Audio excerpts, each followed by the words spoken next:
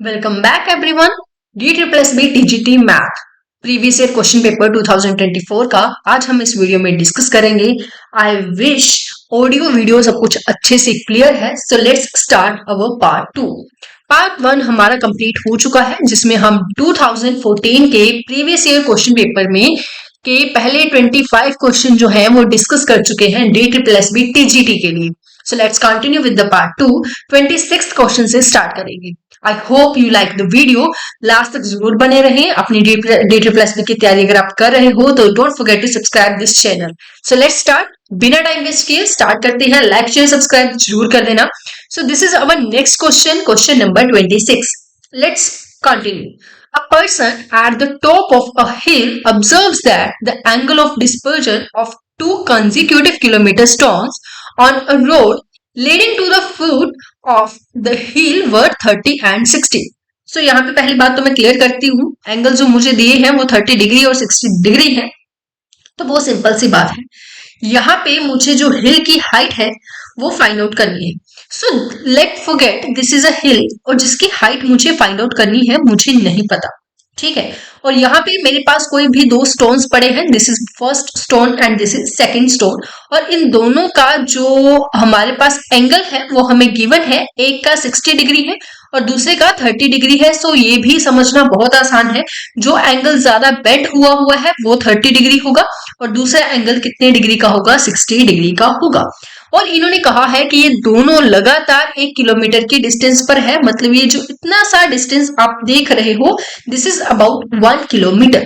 So let's start. We have to find the height, कि height कितनी है जी, ठीक है। तो सबसे पहली बात, मुझे इस पूरी लेंथ के बारे में कोई नॉलेज नहीं है। आई एम कंसिडरिंग कि ये x किलोमीटर है, ठीक है।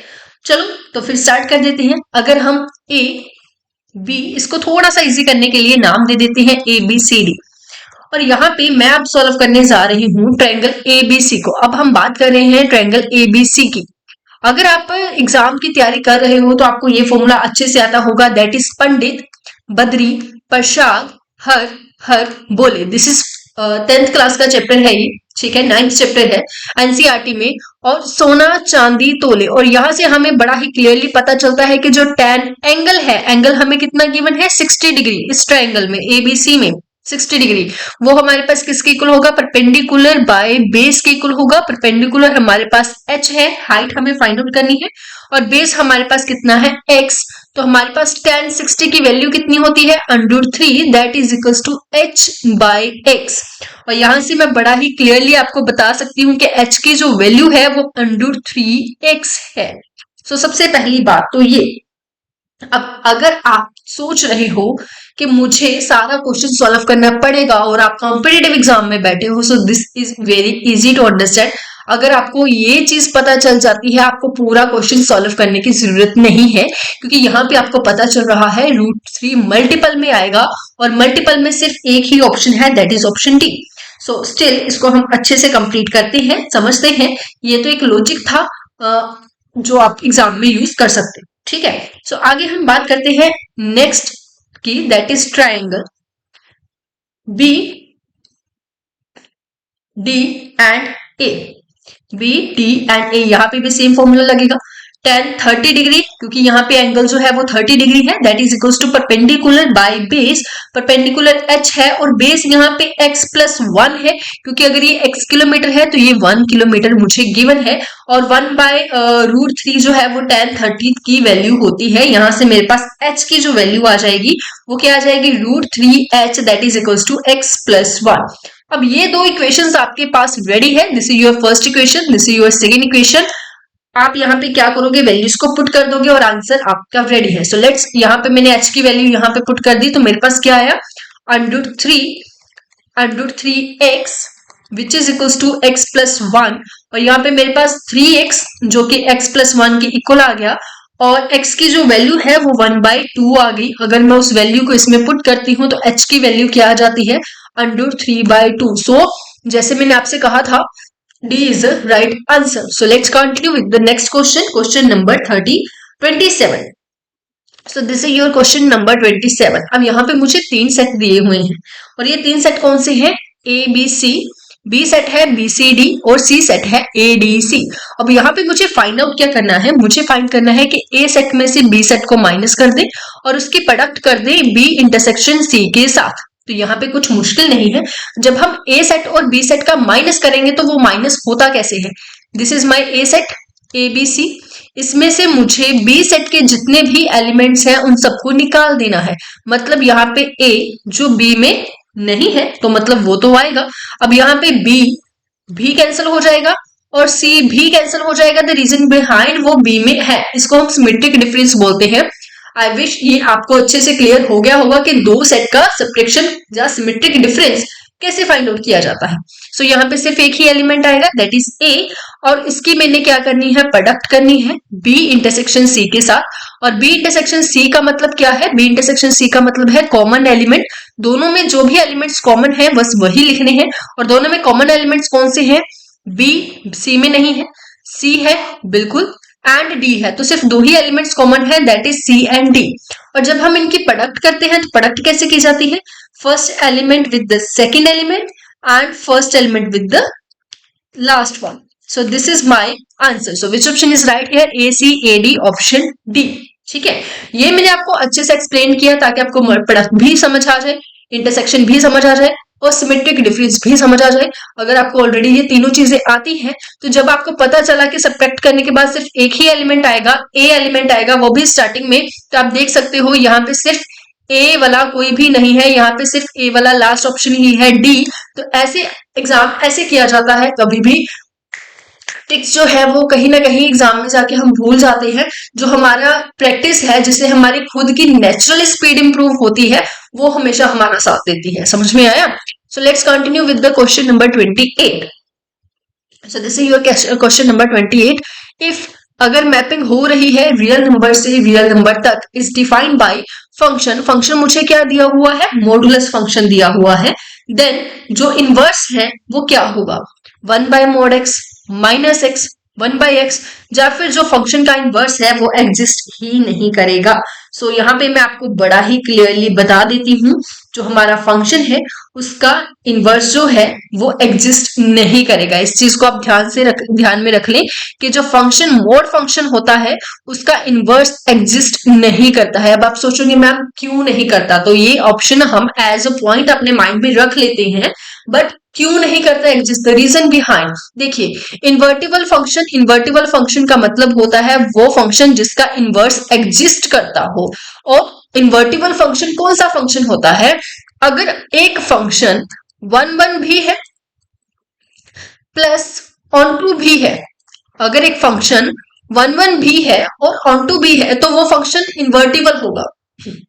सिंपल वर्ड में अगर आपका फंक्शन बाइजेक्टिव है, बाइजेक्टिव कौन सा फंक्शन होता है, जो 1 1 भी हो और ऑन टू भी हो, तब भी उस फंक्शन का जो इनवर्स है वो आप फाइंड कर सकते हो, अदरवाइज उसका इनवर्स फाइंड नहीं कर सकते, वो एग्जिस्ट नहीं करता। तो इसका मतलब मैम जो मोड फंक्शन है वो 1 1 और ऑन टू नहीं है। तो अभी चेक कर लेते हैं मोड फंक्शन के क्या मतलब होता है। अगर मैं x की वैल्यू 2 पुट कर रही हूँ, फॉर एग्जाम्पल इन्होंने रियल नंबर से रियल नंबर का, this is my real number का set and this is also my real number का सेट।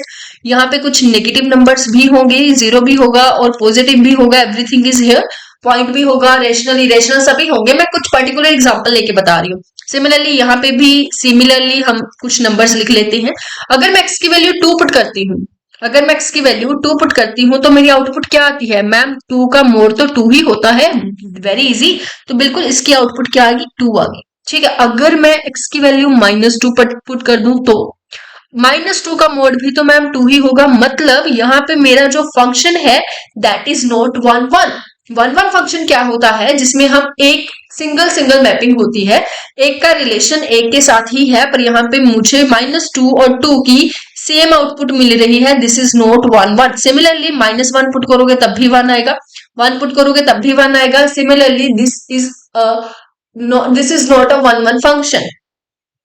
ठीक है, अगर ये 1 1 फंक्शन नहीं है तो इसका मतलब ये बाइजेक्टिव नहीं है, और इसका मतलब आप इसका इनवर्स जो है वो फाइंड आउट नहीं कर सकते हो।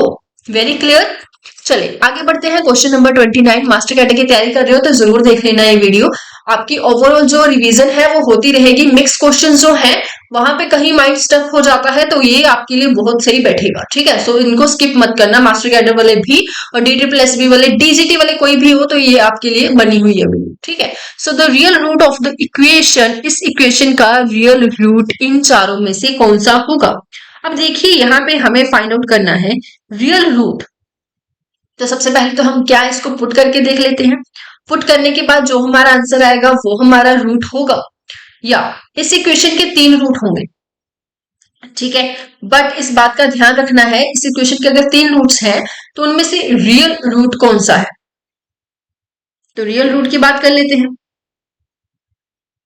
अगर हम सिंपल वर्ड्स में पुट करके देखते हैं, x की वैल्यू -6, तो मतलब मेरे पास क्या आ गया -6 का क्यूब।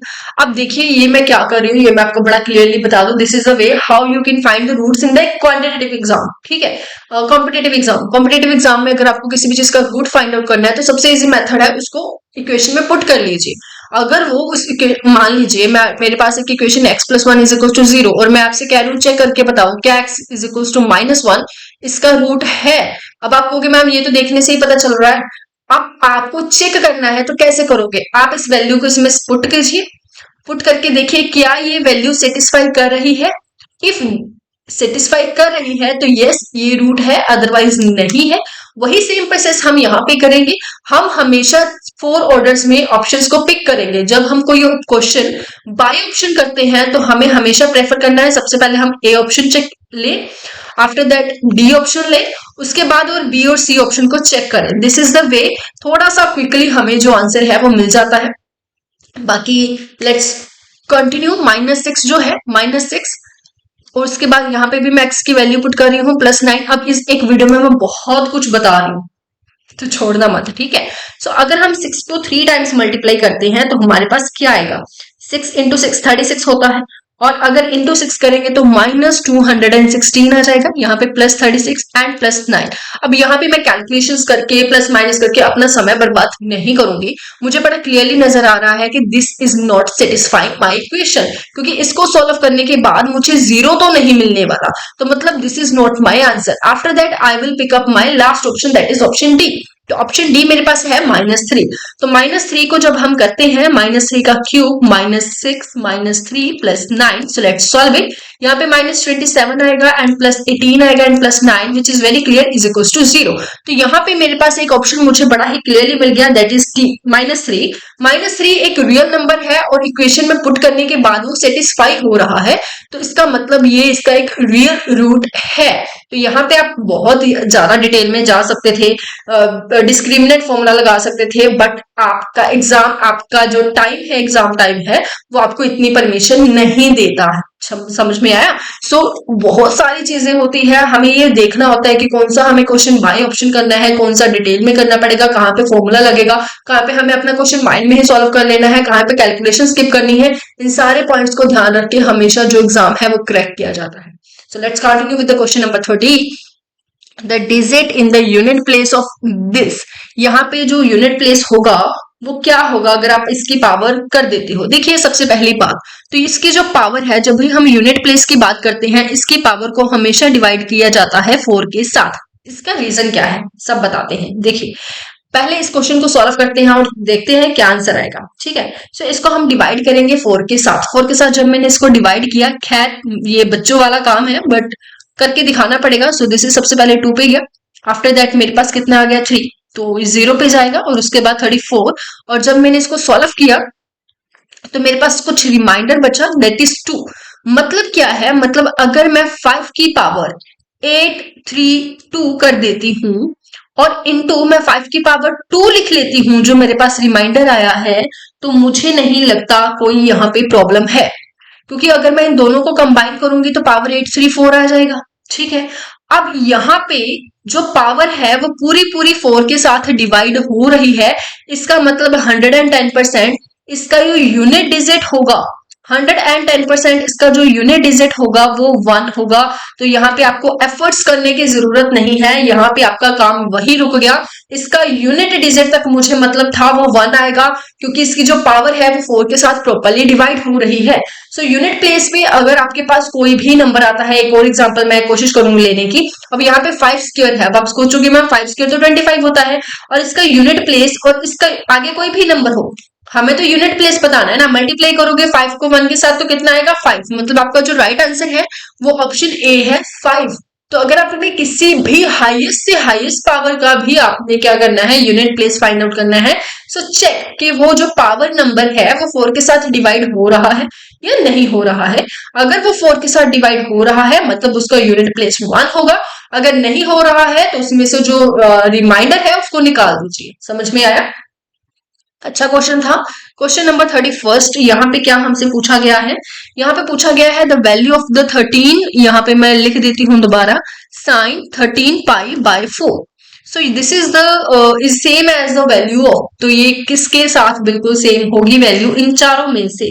देखिए सेम कब आती है वैल्यू, कब इसका जो सर्कल है वो चलना दोबारा स्टार्ट हो जाता है, इस बात के बारे में हम सबको ज्ञान है।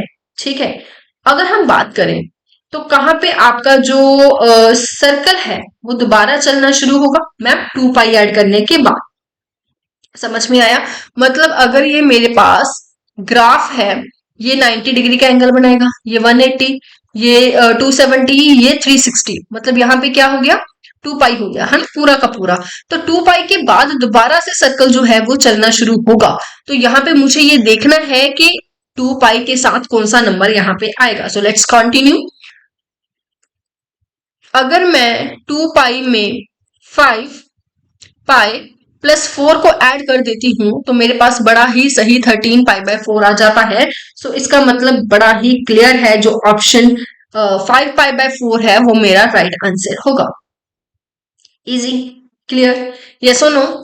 चलिए आगे बढ़ते हैं क्वेश्चन नंबर 32 के ऊपर। 32 क्वेश्चन में हमसे क्या पूछा हुआ है, इस क्वेश्चन में हमसे कहा गया है if the roots of the equation, यहाँ पे मुझे एक सुंदर सी इक्वेशन दी हुई है 3x² plus 4x plus 7 is equal to 0 are alpha beta. तो इसके जो दो रूट्स हैं वो कौन कौन से हैं, अल्फा एंड बीटा।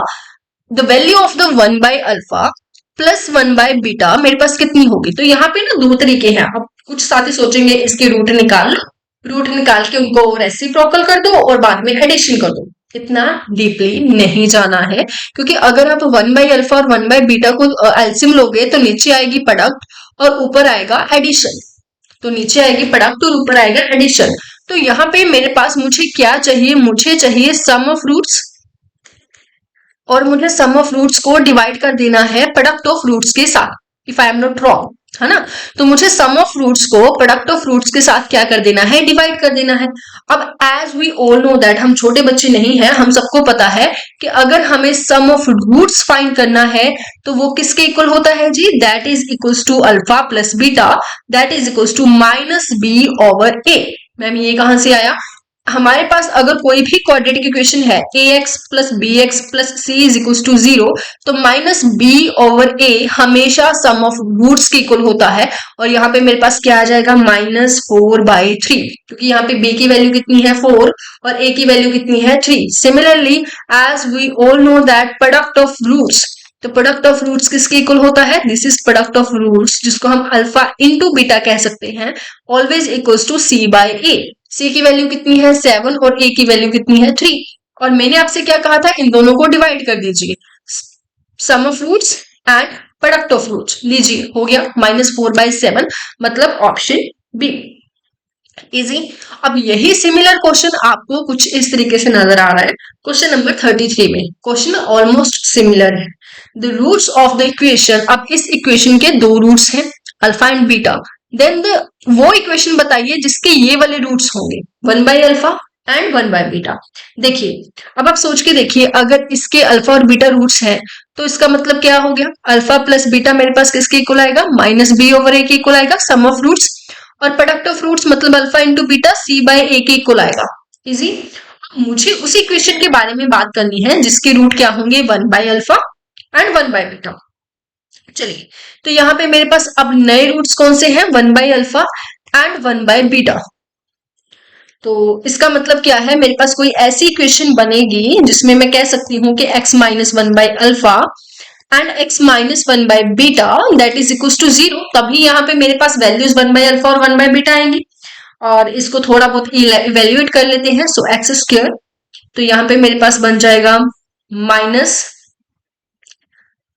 एक्स को कॉमन निकाल लेंगे, माइनस भी कॉमन आ जाएगा। सो 1 by alpha plus 1 by beta और लास्ट में 1 बाय अल्फा बीटा। ठीक है, दैट इज इक्वल टू 0। अब बहुत सारे साथी समझ चुके हैं कि यहाँ पे क्या होने वाला है, राइट।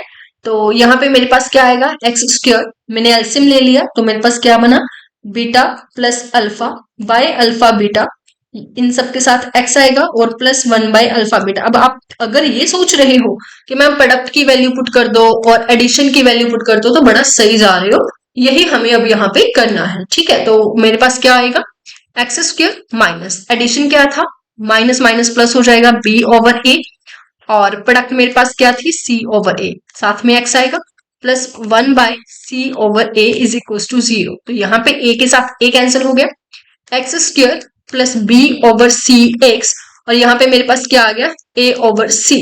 तो मेरे पास ओवरऑल इक्वेशन क्या आ जाती है, C X square plus B X plus a which is equal to 0। तो यहाँ पे एक ही ऑप्शन अवेलेबल है, दैट इज सी। अब कहेंगे मैम यहाँ पे तो y है, नो डाउट आप कोफिशिएंट y भी ले सकती हो। देयर इज अनदर इक्वेशन जो y के साथ चल रही है, so there is no doubt. ठीक है, मेन प्रॉब्लम क्या थी, ए बी सी की कौन कौन सी वैल्यूज जो है वो आएंगी। Next question is question number 34। So this is very easy question और सिंपल क्वेश्चन। इस क्वेश्चन में क्या है, the number under 2 e raise to power iota pi कौन सा नंबर होता है, रैशनल नंबर होता है, इरेशनल नंबर होता है, ट्रांसडेंटल नंबर है, या इमेजनरी नंबर है। तो यहाँ पे मैं बड़ा ही क्लियरली आपको बताना चाहती हूँ, this is an irrational number. क्योंकि सबसे पहली बात तो यहाँ पे अंडर 2 है। ये अगर आपको इसके बारे में कोई नॉलेज नहीं भी है कि कौन सा नंबर आएगा, तो अगर आप किसी भी नंबर को इरेशनल नंबर के साथ प्रोडक्ट करोगे तो that is always a irrational number. Very very clear. ठीक है, नेक्स्ट चलते हैं आगे क्वेश्चन नंबर 35 के साथ। क्वेश्चन नंबर 35 मुझे क्या दिया हुआ है, इस क्वेश्चन में there are 12 persons in a party. एक पार्टी में 12 पर्सन्स हैं and if each of them shake hands with each other. अब आप पार्टी में गए और पार्टी में 12 जने हैं, 12 पर्सन्स हैं, बस हर एक पर्सन एक दूसरे के साथ क्या कर रहा है, हैंडशेक कर रहा है। तो कितने हैंडशेक होंगे पार्टी में, this is the very good question from the permutation and combination. ठीक है, सो देखिए अब यहाँ पे हमें कुछ नहीं करना। हैंडशेक कितने हाथों से किया जाता है, 2 हाथों से। अगर हम हैंडशेक कर रहे हैं, एक हाथ मेरा है एक हाथ आपका है, तो यहाँ पे मुझे 2 हाथ चाहिए। और कॉम्बिनेशन लगेगा, कितने जने हैंडशेक करेंगे, 12 पर्सन ने हैंडशेक करना है। बस हो गया क्वेश्चन सॉल्व। और एन सी आर को कैसे सॉल्व किया जाता है, N factorial, R factorial and N minus R factorial. So let's do it. 12 factorial, 2 factorial and 12 minus 2 factorial. So continue, यहाँ पे मेरे पास क्या आएगा, 12 11 10 फैक्टोरियल, नीचे 2 इंटू 1 और मल्टीप्लाई 10 फैक्टोरियल। सोल्व किया, 6 आ गया, तो मतलब 66 जो है वो मेरा क्या है, राइट आंसर है। So let's continue with the question number 36। Question number 36 क्या है, the value of this is, यहाँ पे मुझे एक प्रॉपर नंबर दिया हुआ है, इसकी मुझे वैल्यू फाइंड आउट करनी है। क्या इसकी वैल्यू होगी, 2 raise to power 8 minus 1, 2 raise to power 8 minus 2 plus 1 और एंड 2 रेज टू पावर 2। ठीक है, चलिए अब यहाँ पे कुछ मुश्किल नहीं है। क्यों मुश्किल नहीं है, ऐसा मैंने क्यों कहा, अगर आप इसको प्रॉपरली देखें तो यहाँ पे क्या हो रहा है, इनको मैं 8C1 लिख सकती हूँ, इसको मैं 8C2 लिख सकती हूँ and up to so on, इसको मैं 8C7 लिख सकती हूँ। मैम ऐसा आपने क्यों किया, can you tell me that. बिल्कुल हम बता सकते हैं, देखिए 7C0 का मतलब क्या होता है बताइए, 1 प्लस 7C1 का मतलब क्या होता है, 7, जिसको सॉल्व करेंगे तो 8 आएगा। और जब आप 8C1 को सॉल्व करेंगे तब भी आपके पास 8 ही आएगा। सिमिलरली जब आपके पास ऐसी कंडीशन है that there is a result कि आप उसको जो है वो मॉडिफाई कर सकते हैं वन मोर में, ठीक है। तो यहाँ पे अगर मैं 8C0 को ऐड भी कर दूं और 8C0 को माइनस भी कर दूं तो मुझे कोई प्रॉब्लम नहीं होगी। अब इन सबको मिलाकर काफी हद तक मेरा क्वेश्चन जो है वो मुझे सॉल्व मिल रहा है। इन सबको मिलाकर मेरे पास क्या बन गया, 2⁸ 8, 2⁸8। और अच्छा एक बात और, मुझे 8C8 भी ऐड करना पड़ेगा और 8C8 भी माइनस करना पड़ेगा, दोनों काम मुझे करने पड़ेंगे। सो ये भी मुझे इंक्लूड करना है क्योंकि मेरे पास 7 तक ही था, मुझे 8C8 की पूरी सीरीज कंप्लीट करनी है, 8C0 से लेके 8C8 तक। तो 2⁸8 बन गया क्योंकि that is equal to 2⁸n, और n की वैल्यू क्या है, 8 है। और यहाँ पे इसकी वैल्यू भी 1 होती है, इसकी वैल्यू भी 1 होती है, तो -1 that is equals to -2। तो विच ऑप्शन इज राइट है, option B.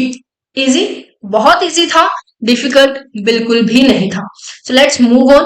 Question number 37 question में क्या है, for any two set the value of the set, यहाँ पे मुझे क्या दिया हुआ है, A intersection A union B complement. यहाँ पे ध्यान रखना ए यूनियन बी का कॉम्प्लीमेंट है। तो यहां से बहुत सारे तरीके हैं इसको करने के।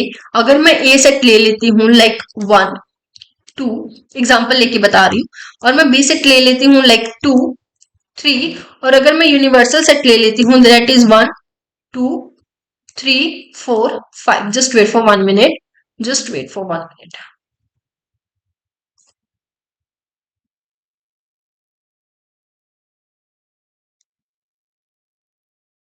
हेलो, हाँ जी,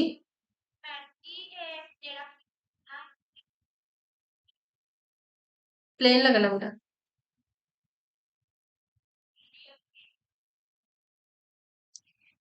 हाँ जी,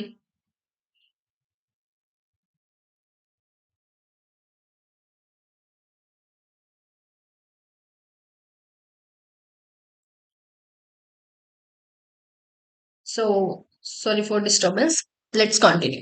तो यहाँ पे हम क्वेश्चन नंबर,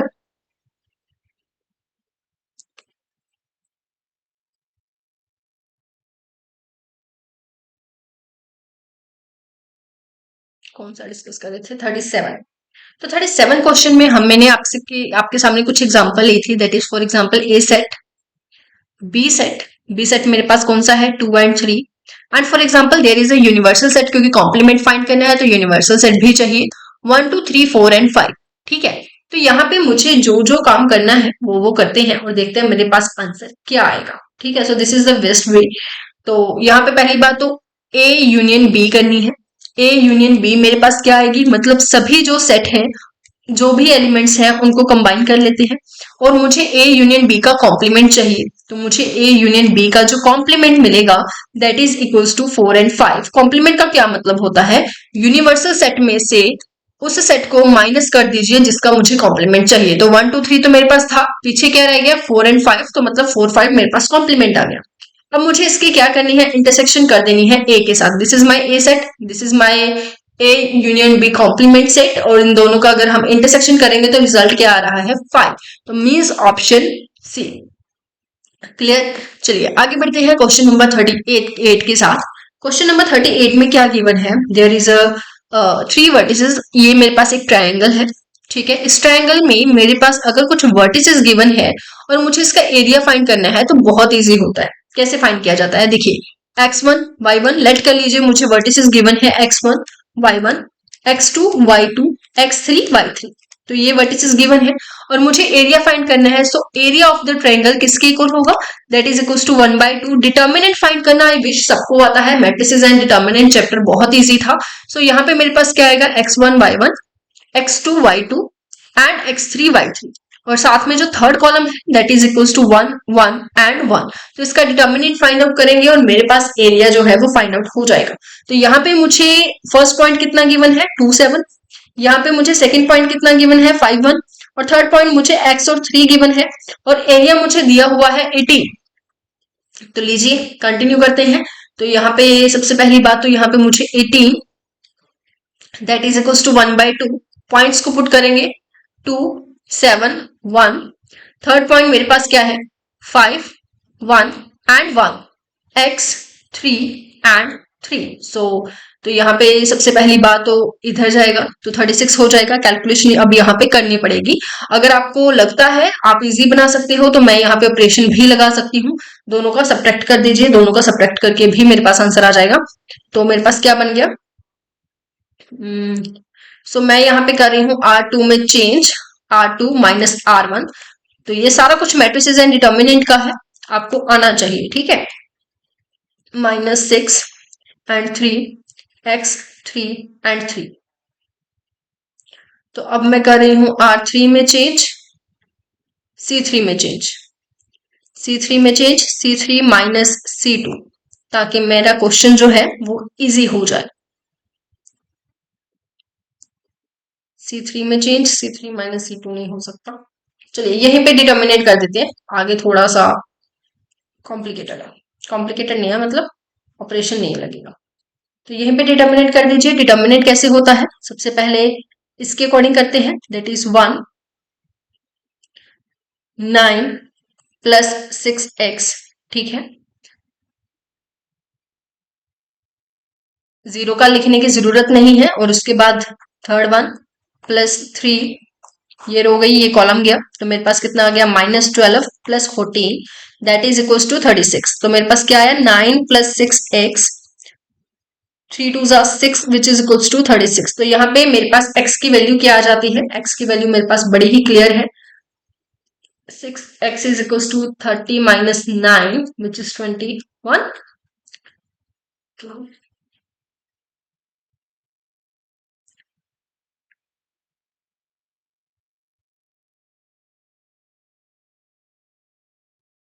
यहाँ पे क्या गलती कर दी हमने,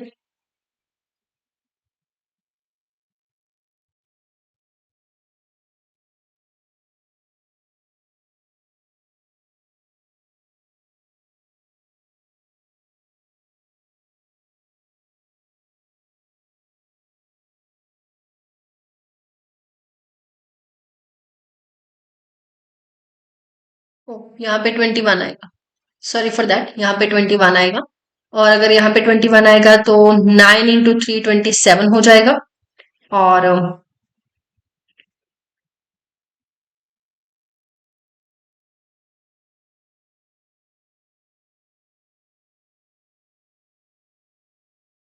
रुकिए, इस क्वेश्चन को दोबारा करते हैं।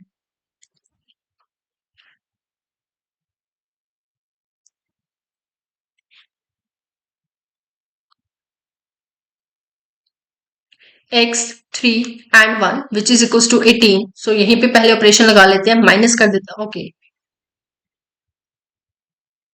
आई थिंक मैंने बड़ी अजीब सी गलती की थी प्रीवियस, हाँ गलती की थी। यहाँ पे 1 1 1 आएगा। सो सबसे पहले तो यहाँ पे सब्ट्रैक्ट कर देते हैं, ठीक है। सो मेरे पास क्या आएगा, 2 7 1। अब यहाँ पे मैं 5 में से 2 माइनस करूंगी, 3 minus 6 and 0। Similarly x minus 2 -4 and 0, और इसके अकॉर्डिंग कर देते हैं वेनिश। तो मेरे पास क्या आएगा, -12 minus minus plus 6 x minus 2 is equal to 36, ठीक है। तो let's continue, -12 is equal to 36 लीजिए। तो x की वैल्यू मेरे पास क्या आ जाती है, 10 आ जाती है, which is option A, right. चलिए आगे बढ़ते हैं क्वेश्चन नंबर 39 के ऊपर। इस क्वेश्चन में हमसे क्या गिवन है, हमारे पास क्या गिवन है, तो मुझे वो कोऑर्डिनेट फाइंड करने हैं। देखिए दिस इज सेक्शन फॉर्मूला, है ना। सेक्शन फॉर्मूला में क्या होता था, एक आपके पास लाइन गिवन है, लाइन के 2 पॉइंट्स गिवन है, दैट इज 8 9 एंड -7 4। तो यहाँ पे एक अनदर पॉइंट है जो इस पूरी लाइन को 2:3 में डिवाइड करता है, और वो पॉइंट जो है वो हमें फाइंड आउट करना है इनमें से कौन सा होगा, ठीक है। So very easy. अगर हम जनरली इस फॉर्मूला को रिप्रेजेंट करें तो ये कैसे होगा, x1 y1 x2 y2। और यहाँ पे अगर कोई पॉइंट रेशियो में डिवाइड कर रहा है, वो रेशियो हम लेते हैं m रेशियो n, और यहाँ पे x y कोऑर्डिनेट्स होते हैं। तो x की वैल्यू किसके इक्वल आती है, इसको याद रखा जाता है ऐसे कि m का मल्टीप्लाई होगा x2 के साथ और n का मल्टीप्लाई होगा x1 के साथ, ठीक है। n का मल्टीप्लाई होगा x1 के साथ divide by m plus n। अगर इंटरनली है तो यहाँ पे प्लस का सिंबल लगेगा, अगर एक्सटर्नली होता तो माइनस का सिंबल लगता। सिमिलरली फॉर द y क्या होगा, m का मल्टीप्लाई y2 के साथ और n का मल्टीप्लाई y1 के साथ divide by m plus n, वही आपका आंसर है। ठीक है, तो लीजिए कर लेते हैं।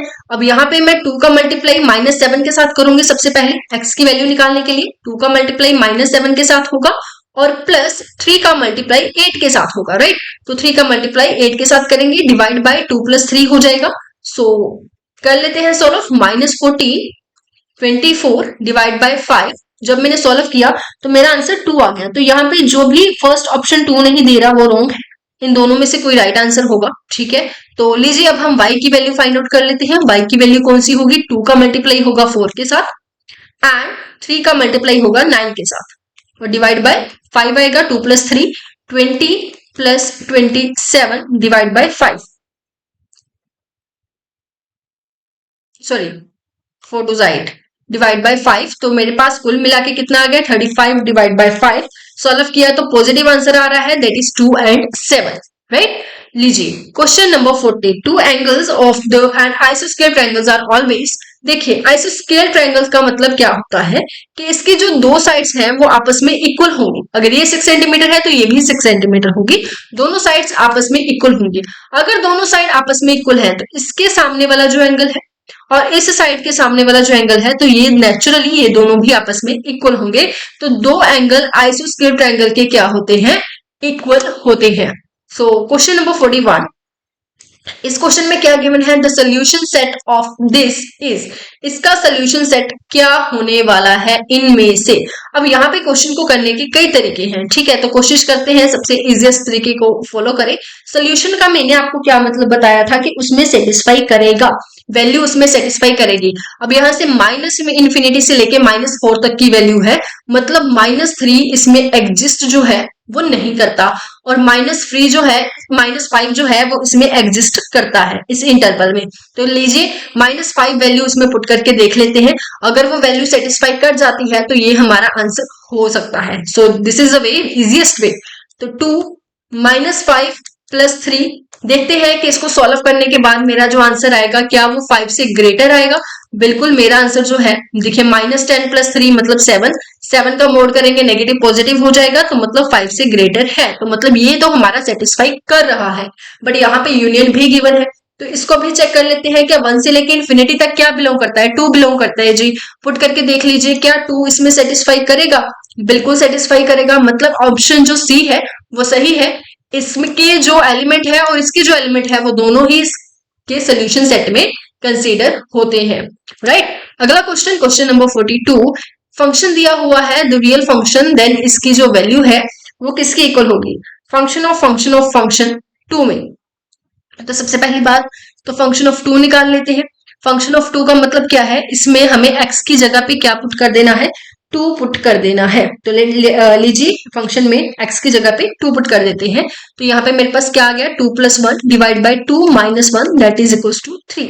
तो यहाँ पे जो इतनी वैल्यू है वो मेरे पास किसके इक्वल आ गई, ये वैल्यू मैंने काट दी और यहाँ पे मेरे पास फंक्शन आ गया 3। तो यहाँ पे अब मुझे क्या फाइंड करना है, अब मुझे ये चीज फाइंड आउट करनी है। समझ रही हो क्या कर रही हूं मैं फाइंड कर रही हूँ फंक्शन ऑफ 3। तो लीजिए फंक्शन ऑफ 3 फाइंड कर लेते हैं। फंक्शन ऑफ 3 का मतलब क्या है, इसमें मुझे x की जगह पे 3 पुट कर देना है।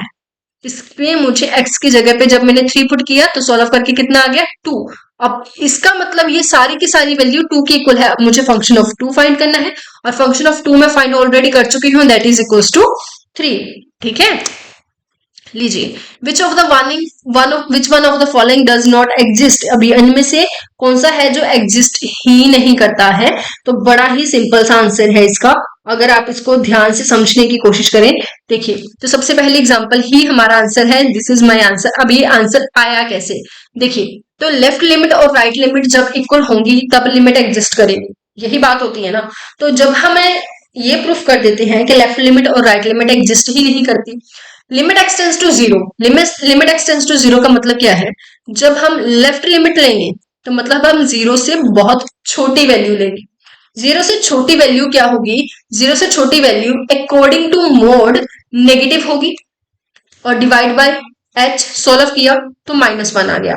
ये बात समझ में आई, ये बात समझ में आई। जब मैं लेफ्ट लिमिट ले रही हूँ, लेफ्ट हैंड लिमिट, तो यहाँ पे मेरे पास जो आंसर है वो -1 आ रहा है क्योंकि मुझे 0 से छोटी वैल्यू लेनी है और मोड फंक्शन हमें ये बताता है कि अगर आपके x की वैल्यू 0 से छोटी है तो वो नेगेटिव है।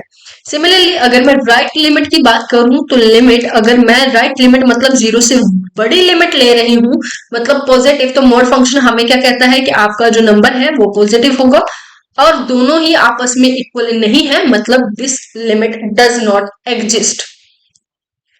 आगे बात करते हैं find the value of the, यहाँ पे मैं इसको दोबारा लिख लेती हूँ।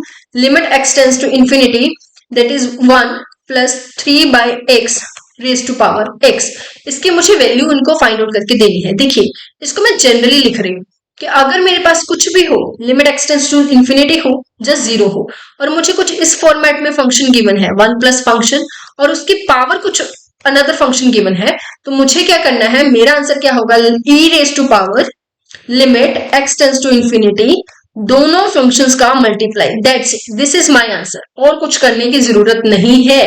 This is the way. अगर आपको ऐसा कोई भी क्वेश्चन नजर आता है जो देखने में बहुत डरावना है बट इन रियलिटी वो नहीं है, तो इसमें हमारे पास फंक्शन f ये वाला है, g फंक्शन ये वाला है और e raise to power limit x tends to infinity. अब यहाँ पे फंक्शन f कौन सा है, 3/x, और g फंक्शन कौन सा है, x। सॉल्व किया तो मेरे पास क्या बच गया, limit x tends to infinity 3। Limit approach करवाने के बाद भी कोई फर्क नहीं पड़ता क्योंकि x की वैल्यू नहीं है, सो आंसर मेरा क्या आएगा, ऑप्शन बी। आगे बढ़ते हैं क्वेश्चन नंबर 45 के साथ। यहाँ पे भी मुझे लिमिट अप्रोच करवानी है, लिमिट x टेंस टू 0 और मुझे दिया क्या हुआ है, x plus 1 minus 1 divide by x। सबसे पहला काम हमारा लिमिट के क्वेश्चन में क्या होता है, डायरेक्ट लिमिट को पुट करना। अब यहाँ पे जब मैं डायरेक्ट लिमिट पुट कर रही हूँ तो दिस इज वेरी क्लियर कि मेरे पास तो 0/0 फॉर्म बन रहा है, और जब भी 0/0 फॉर्म बनता है हम कौन सा रूल लगाते हैं, L hospital rule. L hospital rule मुझे क्या कहता है, एल हॉस्पिटल रूल मुझे कहता है कि जब आपके पास लिमिट अप्रोच करने के समय 0/0 फॉर्म बने या इंफिनिटी फॉर्म बने, तब आप एल हॉस्पिटल रूल लगाए और दोनों जगह पे डेरिवेटिव कर दें। मतलब इसका भी डेरिवेटिव कर दे और इसका भी डेरिवेटिव कर दे अलग अलग, ठीक है। तो limit x tends to 0, denominator x का डेरिवेटिव करोगे तो कितना आ जाएगा 1, और इसका डेरिवेटिव करोगे तो कितना आ जाएगा 1/2 रूट दिस, और 1 का डेरिवेटिव करोगे तो कितना आ जाएगा 0। अब इसमें लिमिट पुट करके देखे क्या मेरा आंसर 0/0 बन रहा है, नहीं, मेरा आंसर क्या आ जाएगा 1/2, मतलब ऑप्शन सी। समझ में आया। Move on the next question, question number 46 और very easy simple popular question of the 10th class. 11th class की ट्रिग्नोमेट्री में स्टार्टिंग में ये क्वेश्चन मिलता है, वैल्यू ऑफ दिस। तो अब इन दोनों का ऐड करके देखो, क्या 28 डिग्री और 62 डिग्री 90 डिग्री नहीं बन रहे हैं। तो इसका मतलब मैं क्या लिख सकती हूँ, मैं लिख सकती हूँ sine 90 degree minus 62 degree divide by cos 62 degree, क्योंकि 90 जो है वो हमारी चेंज कर देता है ट्रिग्नोमेट्रिक की रेशो को। तो मेरे पास क्या बन गया, कोस 62 degree divide by cos 62 degree, cancel किया तो मेरे पास आंसर क्या आ गया 1। इन सिंपल वर्ड्स अगर ये दोनों डिवाइड में है तो इनका एडिशन करके देख लेना, साइन और कोस है तो साइन के साथ अगर कुछ और आ गया तब नहीं, ठीक है। साइन और कोस है तो इनका एडिशन करके देख लो क्या ये 90 बन रहा है। अगर 90 बन रहा है तो यस, साइन कोस आपस में बनते हैं, टैन और कोट और सेकेंड और कोसिकेंट। समझ में आया। लीजिए question number 47, a two digit number is such that their product of its digits is 12। अब एक नंबर है जो 2 डिजिट से मिलके बना है और उनके अगर मैं दोनों डिजिट्स की मल्टीप्लाई कर देती हूँ, प्रोडक्ट कर देती हूँ तो 12 आएगा। अब करके देखिए 6 और 2 का मल्टीप्लाई करोगे तो 12 आएगा। हाँ जी, मतलब ये मेरा आंसर हो सकता है। 6 और 3 का मल्टीप्लाई करोगे तो 18 आएगा, मतलब this is not my answer. ये भी मेरा आंसर हो सकता है, प्रोडक्ट करके 12 आएगा। यहाँ पे आंसर 32 आ रहा है, मतलब this is also not my answer. तो 2 ऑप्शन तो यहीं पे खत्म हो गए। क्या आ गया, when 36 is added to this number, जब मैं इस नंबर में 36 को ऐड कर देती हूँ तो इसके जो डिजिट है वो इंटरचेंज हो जाते हैं। अब आप खुद सोच के देखिए, 26 में 36 ऐड करूंगी तो 62 बन जाएगा, मतलब इसके जो डिजिट है वो इंटरचेंज हो गए, तो मतलब ये मेरा आंसर है। बिल्कुल सही। अब इसमें मैं कुछ भी ऐड करूं, अगर मैं कुछ भी ऐड करूं तो ये 26 तो नहीं बन सकता, छोटा नहीं होगा, ग्रेटर होगा, तो ये मेरा आंसर नहीं है। ठीक है, चलिए if the roots of the quadratic equations are equal then the value of m। यहाँ पे मुझे रूट्स ऑफ द इक्वेशंस कहा हुआ है कि इक्वल है, और इक्वल रूट्स कब होते हैं? जब मेरा डिस्क्रिमिनेंट जीरो होता है, मतलब बी स्क्वायर माइनस 4ac जब जीरो होगा तब मैं कहूंगी कि मेरे रूट्स जो है वो इक्वल है। अब बी स्क्वायर माइनस 4ac निकाल लेते हैं। बी स्क्वायर क्या है? 1 प्लस एम का whole square minus 4a and c, इसकी वैल्यू जीरो होनी चाहिए। In simple words you can say m plus 1 का होल स्क्वायर किसके इक्वल होना चाहिए? 16 प्लस 4m के इक्वल होना चाहिए। That is total. अब मुझे m की वैल्यू फाइंड करनी है। अब बहुत सारे साथी क्या करेंगे? फैक्टर बनाएंगे, ये करेंगे, वो करेंगे। I will suggest you just put the options, pick the options and put the values. Options को मैंने उठाया और वैल्यूज पुट करनी शुरू की। सबसे पहले मैंने ए ऑप्शन चेक करनी है, फिर मैंने डी करनी है, फिर मैंने बी और सी करनी है। तो सबसे पहले मैंने ए ऑप्शन ली, दैट इज 5। तो 5 प्लस 1 का स्क्वायर करोगे और इधर मेरे पास क्या आ गया? 16 प्लस 4 इंटू 5। तो यहाँ पे मेरे पास 36 आ गया और यहाँ पे भी 36 आ गया। तो जैसे मैंने आपसे कहा था, हमने इस मेथड से 2 क्वेश्चन सॉल्व किए आज की क्लास में और हमें कभी भी लास्ट ऑप्शन तक नहीं पहुंचना पड़ा। पिछले क्वेश्चन में ये हमारा आंसर था, मतलब, और इस क्वेश्चन में ये हमारा आंसर था। Always prefer this. ठीक है, लीजिए आगे बढ़ते हैं। Question number 49। क्वेश्चन नंबर 49 में क्या है? if sin a plus b and cos a minus b is equals to root 3/2।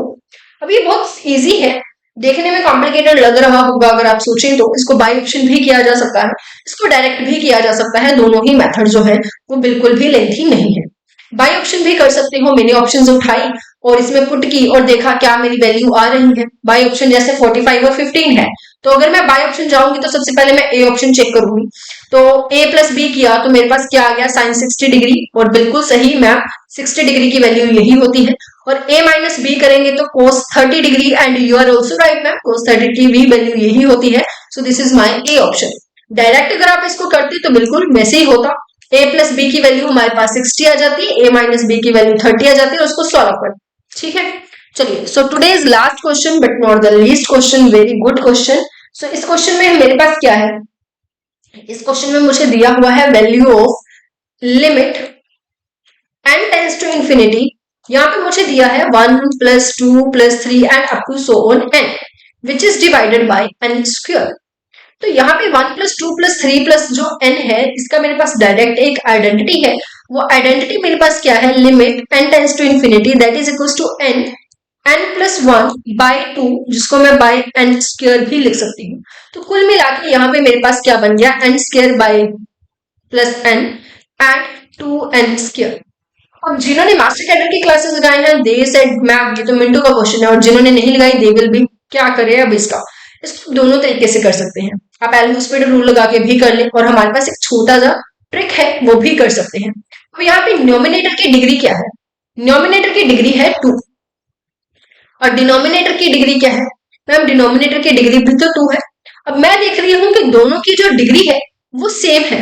अगर दोनों की डिग्री सेम है तो कोफिशिएंट उठा लीजिए। इसकी हाईएस्ट डिग्री का कोफिशिएंट क्या है? 1, और इसकी हाईएस्ट डिग्री का कोफिशिएंट क्या है? 2। तो ये मेरा आंसर आ जाएगा 1/2।